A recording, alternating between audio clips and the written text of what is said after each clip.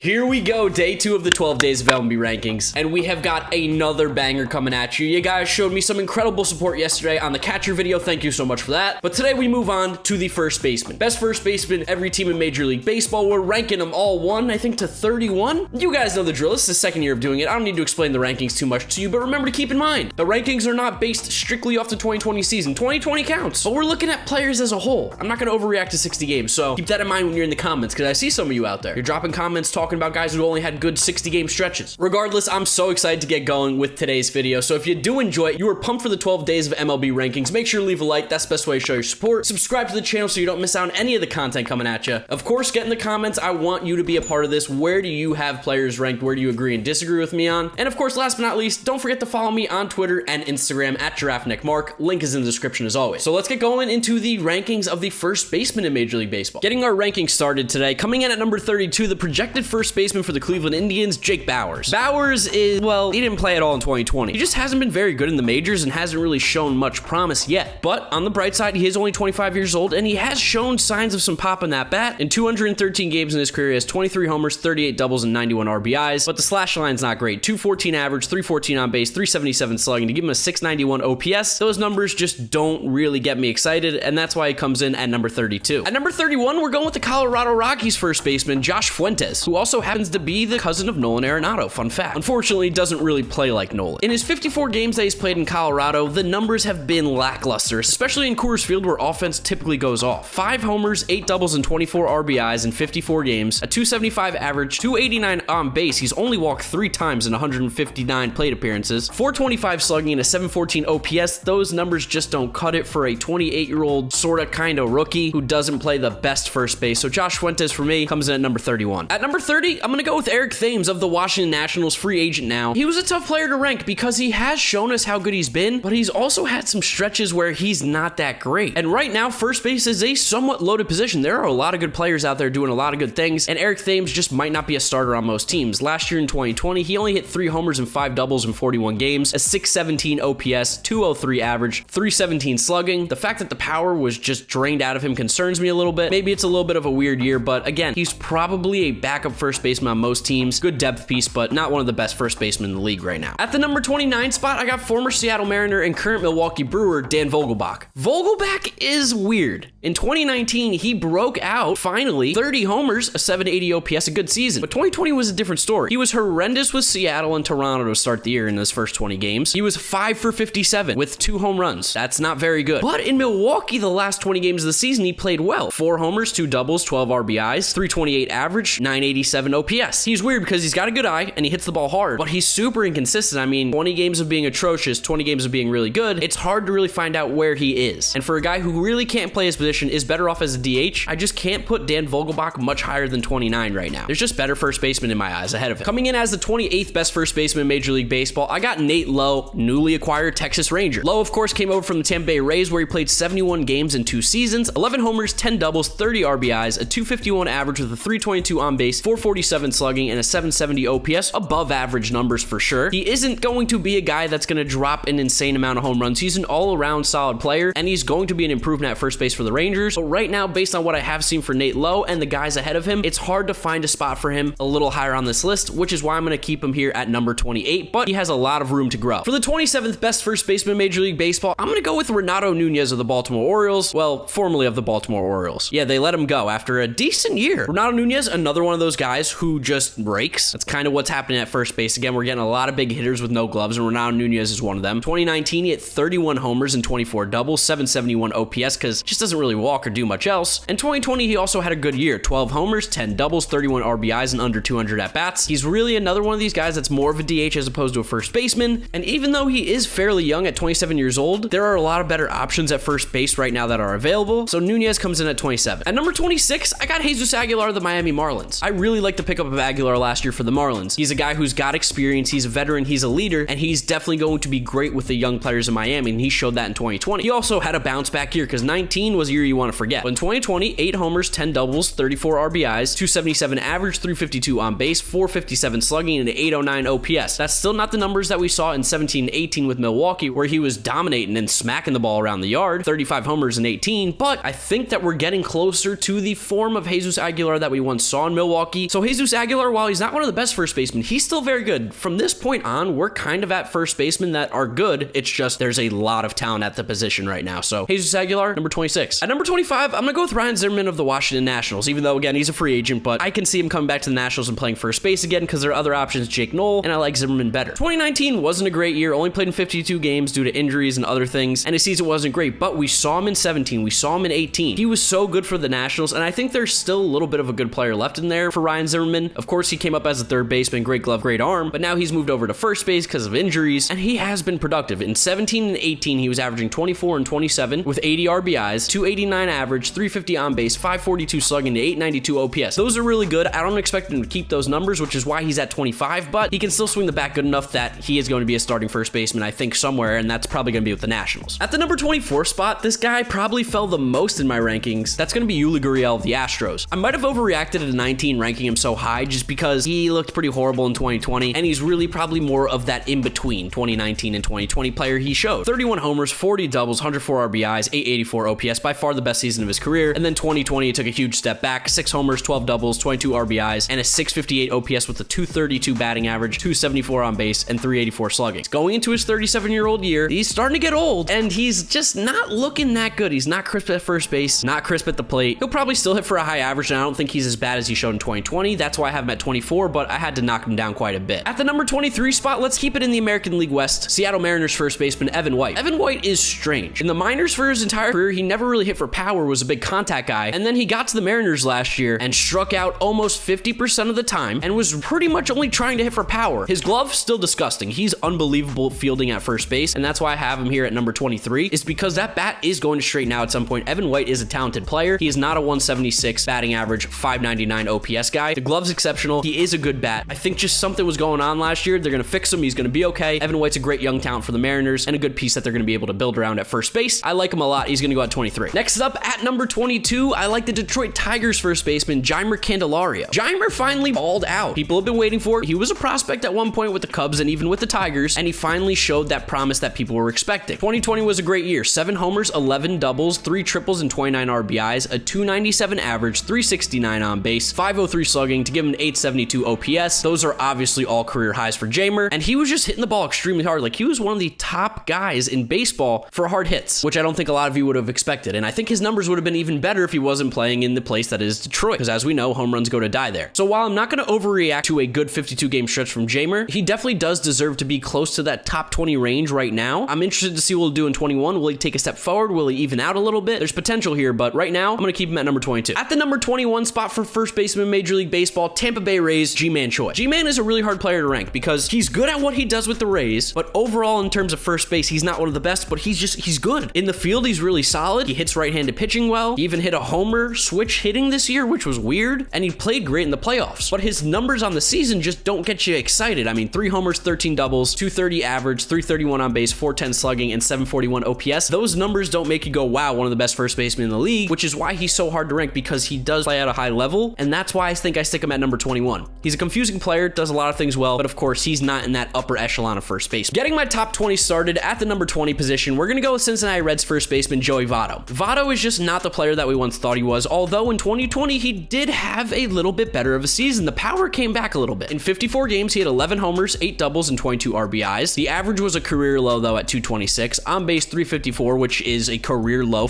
crazy enough. Slugging, though, went up to 446, and he did finish with 800 OPS, but we know Joey Votto's a shell of the player that he once was. That being said, though, he still gets on base at an extremely high rate, and if he's going to tank the batting average, at least it looks like the power's coming back a little bit. So for Joey Votto, as much as he's not as good as he once was, he's still a top 20 first baseman in Major League Baseball. Number 19, let's head to the American League, AL West, Los Angeles Angels first baseman Jared Walsh. Jared Walsh had quite the 30-game stretch last year for the Angels. 9 homers, 4 doubles, 2 triples, and 26 RBIs, 293 average, 324 on base, 646 slugging, and 971 OPS. Finished 7th in the Rookie of the Year voting, and he played himself into becoming the first baseman every day in Los Angeles, or at least a platoon with Albert Pujols at worst. Jared Walsh hits the ball hard, hits the ball consistently. There's a lot to like there with Jared Walsh. There's a lot of hype around him right now in LA. They need a nice left-handed bat there with some power, and he definitely has it, and he plays first base decently well. So I think he definitely gets inside the top 20 here. He's got some good pop in that bat. I'm really excited to see what he can do in a full season. Speaking of young players that came up and just surprised the heck out of me, number 18, Bobby Dahlbeck. Bobby Dahlbeck, ooh, this kid's gonna be fun in Boston. He's gonna hit a lot of homers over the month. monster. Dahlbeck finally got called up in 2020 and played in 23 games for the Red Sox, where he hit 8 homers and 3 doubles with 16 RBIs, a 263 average, 359 on base, 600 slugging, and 959 OPS. What's crazy is he struck out about 50% of the time he was at the plate, but he still hit 8 homers in 80 at-bats. That's gross. First base is clearly going to be an easier position for him than third, which that's why he's playing first. And with that green monster, he's going to have quite the career in Boston. I really like Bobby Dahlbeck a lot. A player to watch out for in 2021 for sure. Ranking him at number 18. At number 17, I'm going with what is essentially the Dominican Bobby Dahlbeck, and that's Miguel Sano of the Minnesota Twins. Miguel Sano also struck out almost 50% of the time last year, 90 strikeouts and 186 at-bats, 13 homers though, 12 doubles, and 25 RBIs, 204 average, he's not going to hit for average, 278 on base, doesn't really walk either, 478 slugging, 757 OPS, that's coming off of 2019 where he hit 34 home runs and 380 at-bats. I mean, he's just got monster power, and first base is definitely a better position for him. Going to strike out a ton, but he will give you the long ball for sure, and that definitely has value. Miguel Sano absolutely hits tanks. I gotta put him ahead of guys that are comparable to him like Bobby Dahlbeck because he's done it for a little bit longer. That's why I got Miguel Sano at number 17. At number 16, I'm gonna go for the Toronto Blue Jays first baseman Vlad Guerrero Jr. And let me tell you something, he has an easy path to being inside the top 10 at first base next year. He's lost a lot of weight, he's looking scary good. But based on what we have seen right now, I'm not projecting, I'm just telling you off of what we've seen, he comes in at 16. He did have a much better year in 2020, a 791 OPS, was hitting a little more consistently, the slugging percentage went up, 9 home runs, 13 doubles, 2 triples, 33 RBIs in 60 games. We know he's a good hitter, he hits the ball so hard, just needs to hit it in the air a little bit more, and his home run numbers are going to skyrocket, and losing all that weight's going to be huge for him. I can't wait to see what he does in 2021, and I fully expect him to perform like a top 10 first baseman next season. It's just right now I got to put him at 16. All right, just about halfway through the list here, we got Pittsburgh Pirates first baseman Josh Bell coming in at number 15. Josh Bell is such a weird player to rank. 2019, great season, but also a terrible second half. 2018, bad. 2017, good. 2020, bad. I mean, he has no protection in Pittsburgh, so that definitely doesn't help. But he didn't even hit for average last year. 226 average, 305 on base, 364 slugging is pitiful, and a 669 OPS. Nice, but not nice because it's not good. Josh Bell definitely isn't the player that we saw in 2020, but I also don't think he's the player we saw in 2019. You find something in the middle there. He's a 15th best first baseman in Major League Baseball. Switch hitting, got power, got pop, but he's just not consistent enough for me to crack the top 10. So yeah, number 15 for Josh Bell. At number 14, I went with newly acquired Kansas City Royal Carlos Santana. The Royals have been needing a first baseman for a while. Carlos Santana is going to help them out for sure. Last year was a pretty awful season for him. 8 homers, 7 doubles, a 199 average, and a 699 OPS, but 349 on base percentage. He walked 47 times, striking out 43 in 60 games. The dude's going to play every single game. He's going to go out there. He's going to get on base. He does his job. And the fact that even in a bad year, he has a 350 on base percentage, that puts him inside the top 15. And based off of what we saw in 2019, where he had a 911 OPS, went off, I think that's more of the player we're going to see Carlos Santana be the next couple years with Kansas City, not what we saw in 2020, where he was just not very good. So Carlos Santana and that crazy good eye, he's almost walked as many times as he struck out in his career, and coming in at number 14. For the 13th best first baseman in Major League Baseball, I'm going with the Arizona Diamondbacks first baseman Christian Walker. Walker really broke out in 2019 with Arizona. Former Gamecock like myself, I'm happy to see Christian Walker again ranked highly in my rankings. Broke out in 2019, great season, 29 homers, 26 doubles, 825 OPS, and he's got a great glove at first. 2020, he continued to have a strong year, 7 homers, 18 doubles, 34 RBIs, 271 average, 333 on base, 459 slugging, a 792 OPS, a little bit lower, but again, he's showing some consistency now. We've seen about 2 seasons of good play out of Christian Walker, and he's got a good glove over there. I gotta put him inside my top 15. Specifically, at number 13, I'm liking Walker's bat a lot. Go Gamecocks as well. At number 12, I'm gonna go with probably my least favorite player in Major League Baseball right now, Philadelphia Phillies first baseman Rhys Hoskins. I don't know, something about him. His name, Rhys, just everything he does irks me, but he's pretty good. Last year in 2020, 41 games, 10 homers, 9 doubles, 26 RBIs, a 245 average with a 384 on base, 503 slugging, 887 OPS. When he gets hot,